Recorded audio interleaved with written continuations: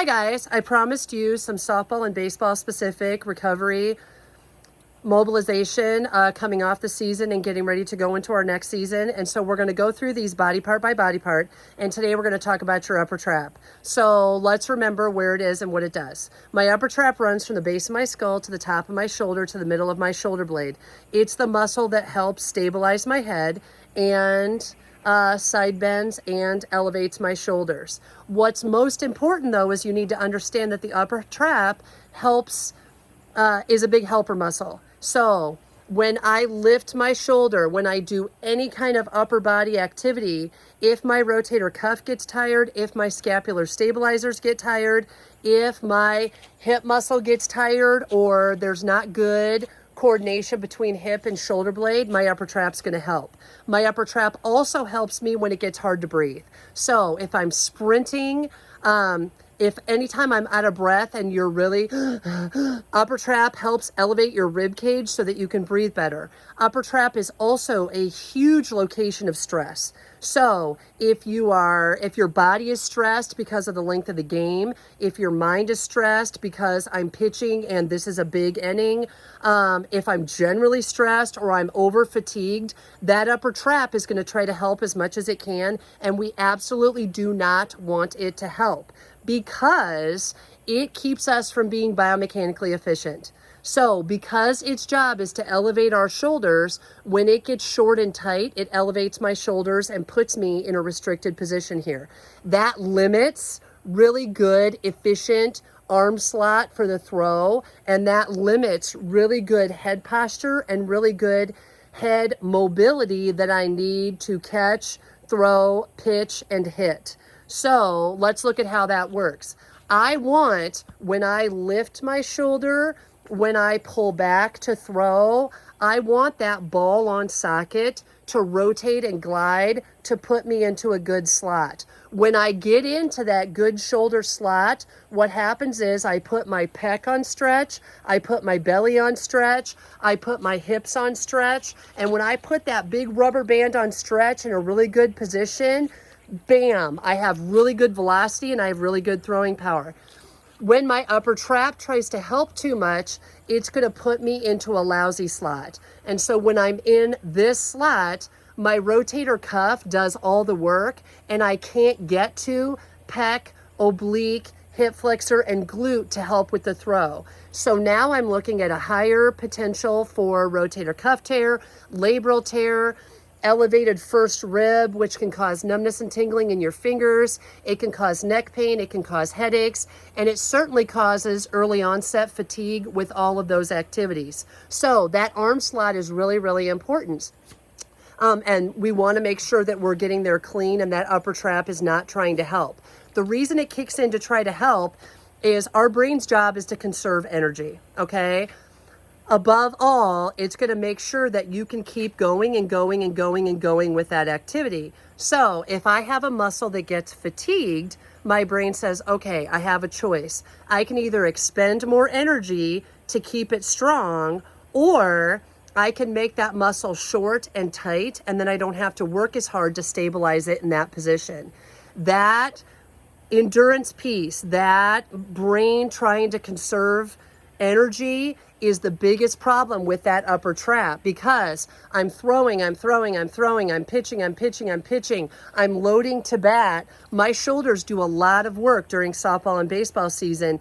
As my rotator cuff gives up, my upper trap tries to help, and that upper trap gets short and tight, and then we get into real trouble. But we don't notice it so much during the season, other than I'm more fatigued. I'm having a hard time breathing with sprints. All of a sudden my batting has changed. All of a sudden my throwing form has changed. So when I lose that slot for throwing, if I can't get my elbow and my arm up here clean into this really great T position and I shrug instead, this is not comfortable. Your brain will take the path of least resistance every single time. So what happens is I drop my elbow and we'll end up with more of a sidearm, and we're using all rotator cuff. I want to use my whole body, oblique, hips, every single time I do an upper body thing, and that upper trap being tight is going to limit that. The other thing we look at with upper trap restrictions is we lose neck range of motion. I have got to have really good neck range of motion if I am going to play softball or baseball, because my eyeballs drive all function, okay? Your eyes tell you where to go. So my eyes tell me where to go for the catch, but they also tell me where to go with the throw. So if my eyes are looking to throw and I try to reach back here, if my upper trap is tight and my shoulder slot is terrible, now I'm going to be down here and I'm going to be in trouble. My power is going to be less on the throw. My accuracy is for sure going to be affected. And my ability to throw multiple times in a row is shot, because I am using skinny little rotator cuff muscles instead of giant oblique, giant hip, and really using your entire trunk and core. And that can come from a loss of neck range of motion. When I lose that neck range of motion because this gets tight, it can have a huge impact on batting, okay? If I'm going to line up in the box, my head is looking at the pitcher, right? So if I lift, set, and I'm here, my head has to be able to move the opposite direction that my body is going. If it can't, my head is not going to be the one to adjust. My body is going to be the one to adjust. So if my neck has gotten tight and now I can't keep my head on the pitcher without rotating my body just a little bit, oh crap. Okay, now how am I going to get any power on the ball? What we see instead is people rotate and I end up casting my bat. And that can be because of a cervical or a neck range of motion loss because that upper trap gets really tight. So let's talk about how to fix it, right? So I have a yoga belt. You can use a regular belt, packing strap, a towel, a sheet, anything that has some stiffness to it. I'm going to take this right up over the top of my shoulder. I'm going to hold on to it with my opposite hand. And I'm going to pull down, okay?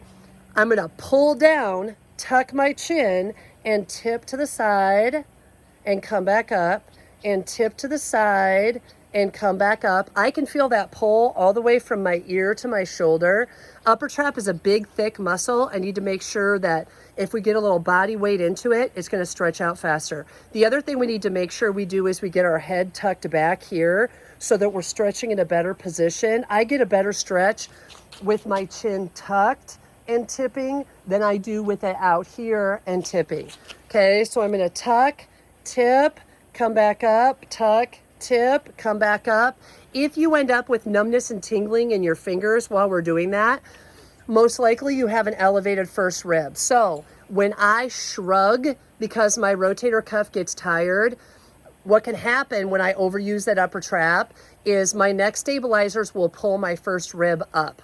Okay, when they pull my first rib up, that further screws up your throwing slot and further limits your neck range of motion, but it can also pinch on a nerve, so I can have numbness and tingling in my fingers. If you are doing that belt stretch and you're like, oh my God, my whole hand is going numb, Alyssa, this is something you need to seek medical attention for, because we need to get that cleaned up with a little more hands-on than just a belt mobilization. So then my second stretch for you is I want to get us in that good slot, right? So now I can use the edge of the dugout. I can use a wall. I can use a door. I'm going to put my arm in my throwing slot. I'm going to step to the left if I'm a right-hander, okay? Step to the left, chin tucked, turn to the left as far as I can, come back. Arm blocked, step, chin down, turn. So I'm opening up pec, I'm opening up oblique, I'm mobilizing upper trap. You can simply turn, or if you feel comfortable, apply just a little bit of overpressure. Do not grab your jaw, because we're going to end up with some TMJ stuff, and make sure your head is tucked, because being stacked up here helps open up that slot for throwing as opposed to being chin out, head here. Okay, so that's what I've got for upper trap mobility for just softball and baseball. In our next segment, we're going to talk more specifically towards pitchers because they can have a truckload of problems with that upper quadrant just based on how they throw. So that'll be up next. Feel free to email me, shoot me a text, call the office if you feel like this needs more work than just some home stretches. But every time you go out to throw, multiple times during the off season, minimal 2 to 3 times a day, I need to mobilize just as a matter of stretching. And I need to mobilize before I throw, before I hit, before I pitch.